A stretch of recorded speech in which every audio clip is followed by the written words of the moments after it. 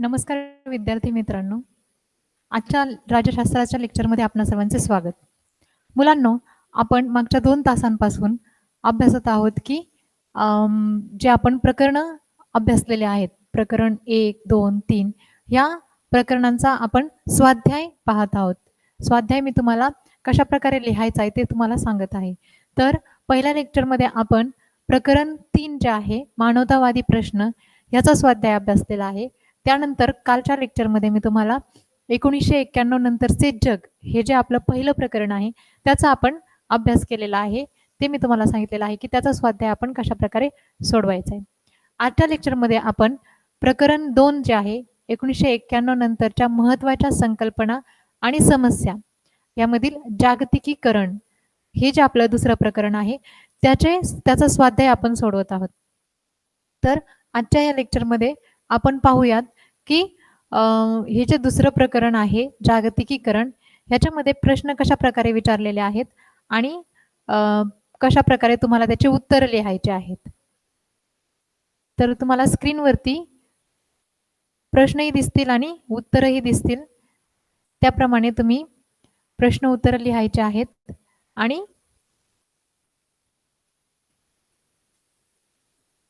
तुमच्या वहीमध्ये लिहून ती तुम्ही व्हॉट्सअप ग्रुपवरती पाठवायचे आहेत. तर आपलं जे दुसरं प्रकरण आहे जागतिकीकरण किंवा 1991 नंतरच्या महत्त्वाच्या संकल्पना आणि समस्या जागतिकीकरण हे जे दुसरं प्रकरण आहे त्या दुसऱ्या प्रकरणामधील प्रश्न पहिला अ आपण पाहणार आहोत. या प्रश्न पहिला अ मध्ये आपल्याला दिलेले आहेत 2 प्रश्न आणि या प्रश्नांवर प्रश्न काय आहे? प्रश्न पहिला अ, दिलेल्या पर्यायांपैकी योग्य पर्याय निवडून विधान पूर्ण करा. मग आता आपण सगळ्यात पहिलं विधान घेऊया. जागतिकीकरणाच्या युगात आर्थिक क्षेत्रात खालील महत्त्वाचे बदल झाले. तुम्हाला त्यासाठी काही ऑप्शन्स दिलेले आहेत, पर्याय दिलेले आहेत. त्यापैकी आपल्याला योग्य पर्याय निवडायचे आहेत आणि हे विधान पूर्ण करायचं आहे. प्रश्न पुन्हा एकदा ऐका.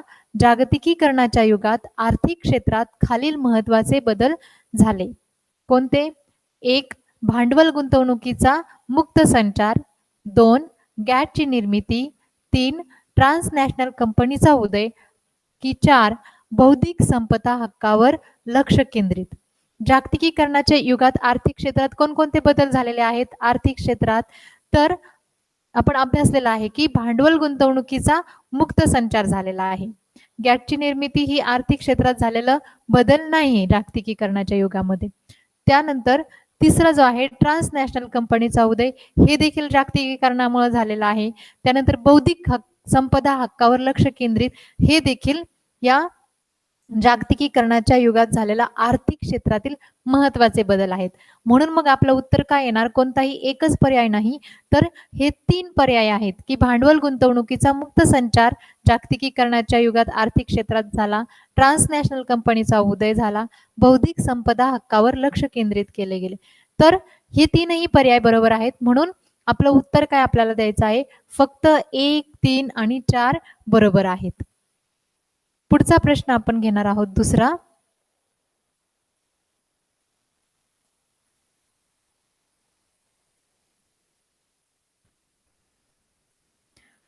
तर दुसरा प्रश्न आहे साम्यवादी बाजारपेठीय अर्थव्यवस्था ही संकल्पना या देशा संदर्भात वापरली जाते. साम्यवादी बाजारपेठीय अर्थव्यवस्था ही संकल्पना या देशासंदर्भात वापरली जाते. कोणत्या देशासंबंधात वापरली जाते? तर त्याचा पर्याय दिलेले आहेत. भारत, 2 चीन, 3 फ्रान्स, 4 अमेरिका. आता साम्यवादी बाजारपेठीय अर्थव्यवस्था कोणत्या देशाला म्हटलं जातं? तर त्याचा पर्याय 2 चीन जे आहे ते बरोबर उत्तर आहे.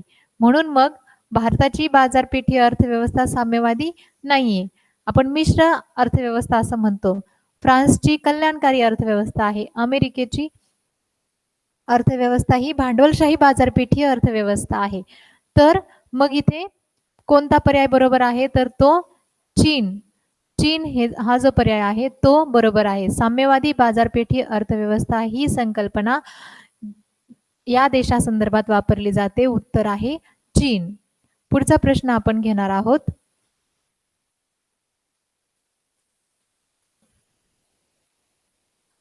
प्रश्न पहिला ब, गटात न बसणारा शब्द ओळखा. एक गट दिलेला आहे, त्यामध्ये तुम्हाला 4 ते 5 प्रश्न किंवा शब्द दिले जातात आणि त्या शब्दामध्ये आपल्याला ओळखायचं आहे की ह्या गटामध्ये बसणारा शब्द आहे का? ह्या गटामध्ये हे जे बाकीचे शब्द आहेत त्यांच्याबरोबर हा शब्द बसतोय का? तर आपल्याला इथे काही शब्द दिलेले आहेत. मोबाईल, सॅटेलाईट, इंटरनेट आणि ग्रामोफोन. तर मोबाईल, सॅटेलाईट, इंटरनेट हे जे आहेत प्रसार माध्यमे जे आहेत, ही जी माध्यमे आहेत किंवा आपण याला संचार माध्यम देखील म्हणतो. ही जी संचार माध्यमे आहेत, ती जी क्रांती झालेली आहे, इंटरनेट क्रांती आपण त्याला म्हणतो. तर ह्या क्रांतीनंतर उदयाला आलेले किंवा ह्या क्रांतीमुळे निर्माण झालेली ही जी मोबाईल, सॅटेलाईट, इंटरनेट हे जे आहेत संचार माध्यमं, ती इंटरनेट क्रांतीमुळे निर्माण झालेली आहेत आणि ग्रामोफोन जो आहे तो या गटामध्ये बसणारा शब्द नाही. जागतिकीकरणाच्या युगामध्ये हे 3 आपल्याला पाहायला मिळतात. तर या गटात न बसणारा शब्द आहे ग्रामोफोन. पुढचा प्रश्न आपण घेणार आहोत. क संकल्पना सुचवा. आता तुम्हाला विधान दिलेलं आहे आणि त्या विधानासाठी समर्पक संकल्पना तुम्हाला सुचवायची आहे. जर विधान दिलेलं आहे, एक आंतरराष्ट्रीय व्यापारासंबंधी एकमेव आंतरराष्ट्रीय संघटना. आंतरराष्ट्रीय व्यापारासाठी एकमेव आंतरराष्ट्रीय संघटना. कोणती संघटना आहे जी आंतरराष्ट्रीय व्यापारासंबंधी आहे, आंतरराष्ट्रीय व्यापार जो आहे तो नियंत्रित करते? तर ती संघटना आहे WTO, वर्ल्ड ट्रेड ऑर्गनायझेशन. जागतिक व्यापार संघटना असं मराठीत तिला म्हटलं जातं. तर आंतरराष्ट्रीय व्यापारासंबंधी एकमेव आंतरराष्ट्रीय संघटना आहे WTO, वर्ल्ड ट्रेड ऑर्गनायझेशन. मराठीमध्ये जागतिक व्यापारी संघटना. लक्षात ठेवायचंय.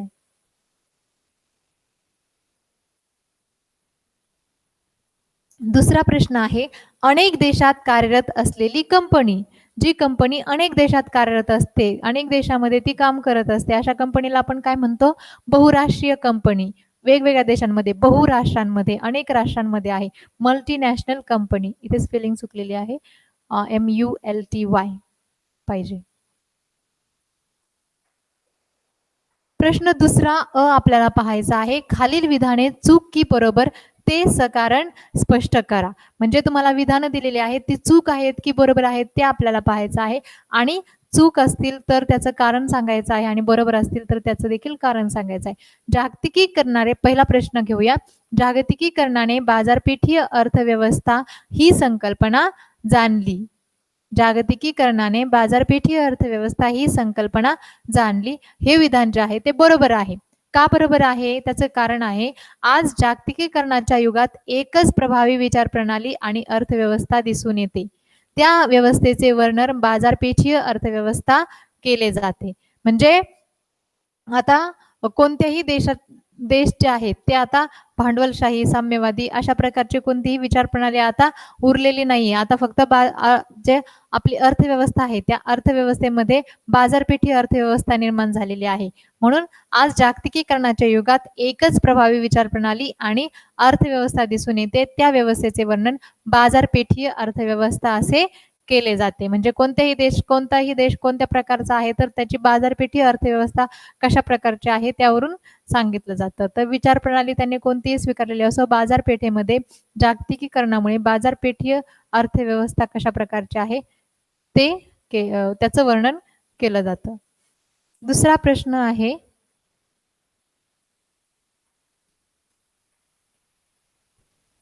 जागतिकीकरणात बिगर सहकारी संस्थांचे महत्त्व कमी झाले आहे. जे NGOज आहेत, बिगर सहकारी संस्था, त्यांचे महत्त्व कमी झालेले आहे. तर हे चूक आहे, कारण उलट त्यांचं महत्त्व वाढलेलं आहे. बिगर सहकारी संस्थांचे महत्त्व वाढलेले आहे. तर दुसरा प्रश्न, जागतिकीकरणात बिगर सहकारी संस्थांचे महत्त्व कमी झाले आहे. हे जे विधान आहे ते चूक आहे. कारण नागरी समाजाला मिळालेल्या वाढत्या महत्त्वामुळे बिगर राजकीय घटक पुढे आले आहेत आणि म्हणून स्वयंसेवी संघटना आणि गैर-सरकारी संस्थांना महत्त्व प्राप्त झाले आहे. या संस्था मानवी समस्यांच्या प्रश्नावर भर देतात. आज आंतरराष्ट्रीय संबंध हे केवळ राष्ट्रांच्या संबंधापुरतेच मर्यादित राहिले नाहीत, तर त्यात बिगर राजकीय घटकांचा देखील समावेश झाला आहे. तर अशा प्रकारे तुम्हाला ते कारण स्पष्ट करायचं आहे, की नागरी समाजाला मिळालेल्या वाढत्या महत्त्वामुळे बिगर राजकीय घटक पुढे आले. म्हणून स्वयंसेवी संघटना आणि गैर-सरकारी संस्थांना महत्त्व प्राप्त झाले आहे. त्या संस्था मानवी समस्यांच्या प्रश्नावर भर देतात. आज आंतरराष्ट्रीय संबंध हे केवळ राष्ट्रांच्या संबंधापुरतेच मर्यादित राहिले नाहीत, तर त्यात बिगर राजकीय घटकांचा देखील समावेश झाला आहे. पुढचा प्रश्न.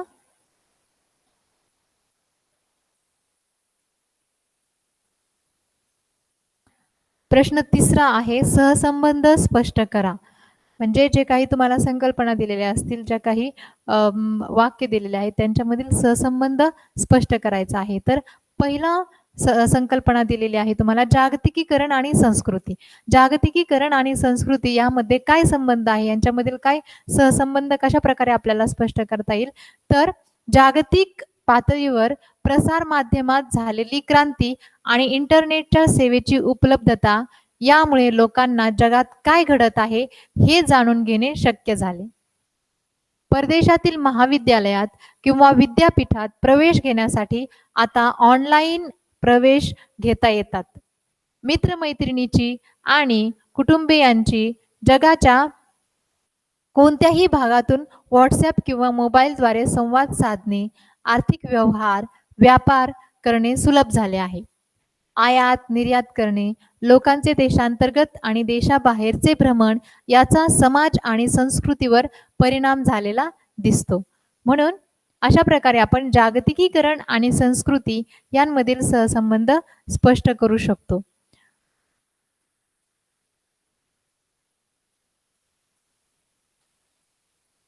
त्याचबरोबर या वैश्विक कॉस्मोपॉलिटन संस्कृतीचा उदय होताना दिसत आहे. या वैश्विक कॉस्मोपॉलिटन संस्कृतीवर पाश्चिमात्य विचारांचा प्रभाव आहे. आधुनिकीकरण, पाश्चात्तीकरण, सेक्युलरायझेशन ही मूल्य पारंपरिक मूल्यापेक्षा महत्त्वाची वाटू लागली. उदाहरणार्थ खाण्यापिण्याच्या सवयी, बर्गर, पिझ्झा, वडापाव, फास्ट फूडचे प्रमाण वाढलेले दिसते. नाताळ, दिवाळीसारखे सण, mother's day, father's day, friendship day साजरे केले जातात. अशा प्रकारे जागतिकीकरण आणि संस्कृती यांचा सहसंबंध स्पष्ट केला आहे. पुढचा प्रश्न आपण घेणार आहोत सहसंबंध स्पष्ट करासाठी. गॅट आणि जागतिक व्यापार संघटना. तर आपल्याला सहसंबंध स्पष्ट करताना गॅट म्हणजे काय, जागतिक व्यापार संघटना म्हणजे काय, त्यांचा एकमेकांशी काय संबंध आहे ते स्पष्ट करायचं आहे. तर 1948 पासून आंतरराष्ट्रीय व्यापारबाबतचे हे GATT, general agreement on tariffs and trade च्या अंतर्गत आखले जात होते. गॅट ही संघटना नव्हती, तो व्यापारासंबंधीचा राष्ट्रादरम्यान झालेला करार होता. 1995 मध्ये गॅटच्या जागी जागतिक व्यापार संघटनेची म्हणजे WTO वर्ल्ड ट्रेड ऑर्गनायझेशनची निर्मिती केली गेली. आयातीवरील सीमा शुल्क आणि इतर कर रद्द करून जागतिक पातळीवर व्यापार मुक्त करण्यासाठी राष्ट्रांना प्रोत्साहन देणे हे संघटनेचे कार्य होते. आंतरराष्ट्रीय व्यापार यासंबंधी असलेल्या नियमांच्या पालनाबाबत लक्ष ठेवणारी एकमेव संघटना आहे.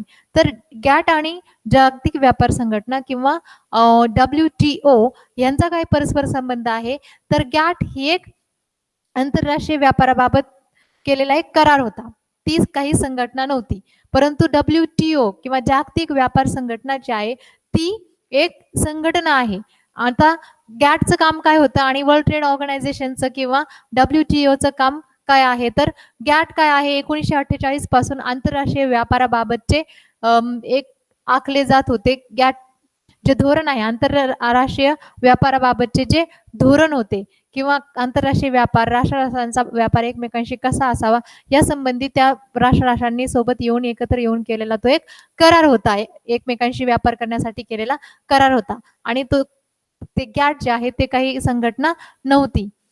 तो व्यापारासंबंधीचा राष्ट्रादरम्यान झालेला करार होता की आपण एकमेकांशी व्यापार करायचा म्हणून आणि तो कशा प्रकारे करायचा, बस तेवढंच फक्त एक त्यांनी तह केलेला होता, करार केलेला होता. परंतु गॅटच्या जागी 1995 मध्ये जागतिक व्यापार संघटनेची स्थापना झालेली आहे. गॅट आणि WTO मधला संबंध काय, तर गॅटच्या जागी 1995 मध्ये जागतिक व्यापार संघटनेची निर्मिती केली गेली आणि तिला मग अनेक गोष्टी किंवा कामं करावे लागत आहेत. आयातीवरील सीमा शुल्क आणि इतर कर रद्द करून जागतिक पातळीवर व्यापार मुक्त करण्यासाठी राष्ट्रांना प्रोत्साहन देणे हे संघटनेचे कार्य आहे. या जागतिक व्यापार संघटनेचे म्हणजे त्याच्या कार्याचा विस्तार जो आहे तो मोठा आहे. आंतरराष्ट्रीय व्यापारासंबंधी असलेल्या नियमांच्या पालनाबाबत लक्ष ठेवणारी ही एकमेव संघटना आहे. तर अशा प्रकारे आपण हे जे वर्ल्ड ट्रेड ऑर्गनायझेशन किंवा जागतिक व्यापार संघटना आणि गॅट आहे यामधील सहसंबंध स्पष्ट करू शकतो. आता प्रश्न 5 आहे, पुढील प्रश्नाचे उत्तर लिहा. मग आपल्याला जे प्रश्न दिलेले आहेत प्रश्नोत्तर लिहायचे आहेत.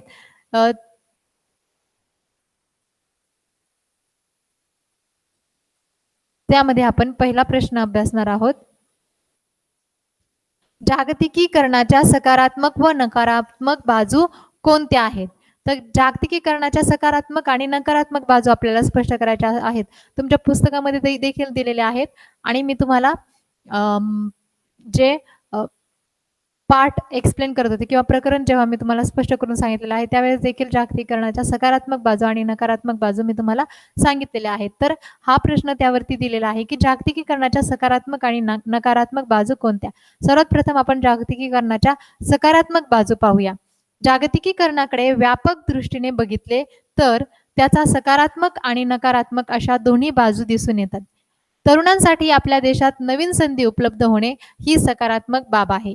आपल्याला जगात काय चालले आहे आणि त्याचा आपल्यावर काय परिणाम होईल याची अधिक चांगली जाणीव होते. रोजगाराच्या नवीन संधी उपलब्ध होत आहेत, अधिक निर्मिती केली जात आहे. हा बदल खाजगी क्षेत्रात होत आहे. जागतिकीकरणाच्या सकारात्मक बाजूमध्ये आपल्याला दिसतं की नवीन संधी उपलब्ध होत आहेत, तरुणांसाठी नवीन संधी उपलब्ध होत आहेत, रोजगारांची निर्मिती होत आहे, नवीन नवीन रोजगार निर्माण होत आहेत. त्याचबरोबर जी उत्पादन आहे ते देखील केलं जात आहे. त्याचबरोबर मोठ्या प्रमाणामध्ये उत्पादन होत आहे. परंतु हे सगळे जे बदल आहेत ते खाजगी क्षेत्रामध्ये केले जात आहेत. कारण या खाजगी क्षेत्राकडे आर्थिक क्षमता असते, त्यांच्याकडे जास्त भांडवल असतं, पैसा असतो. सरकार किती प्रमाणात सेवा उपलब्ध करून देऊ शकते यावर सरकारच्या आर्थिक मर्यादा येतात. म्हणजे सरकारवरती आर्थिक मर्यादा आहेत. परंतु खाजगी क्षेत्रामध्ये तसं नाहीये. तर हे सगळे बदल आपल्याला खाजगी क्षेत्रामध्ये झालेले दिसून येत आहेत. त्यामुळे आपण पाहतो की खाजगी कंपन्या ज्या आहेत किंवा खाजगी उद्योग जे आहेत ते वाढताना दिसत आहेत.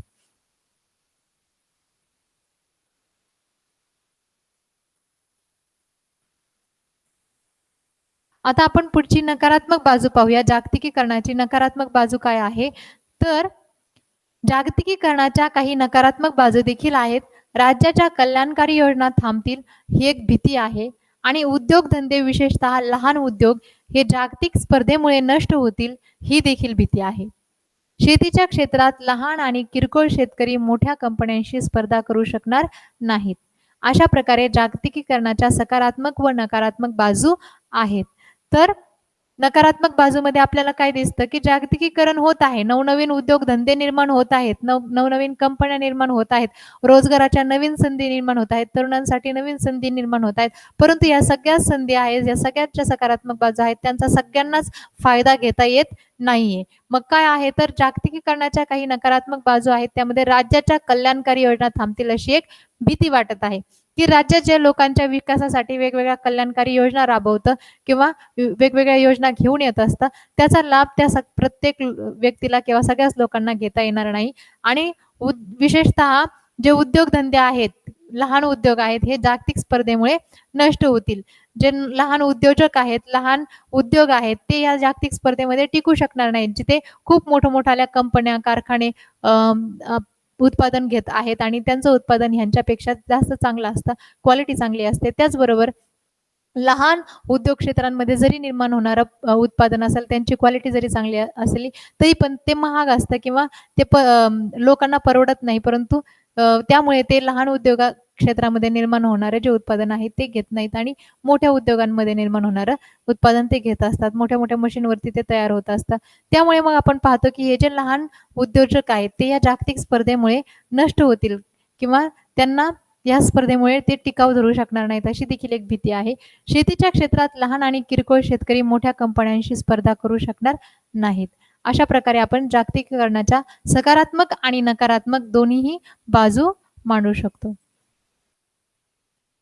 तर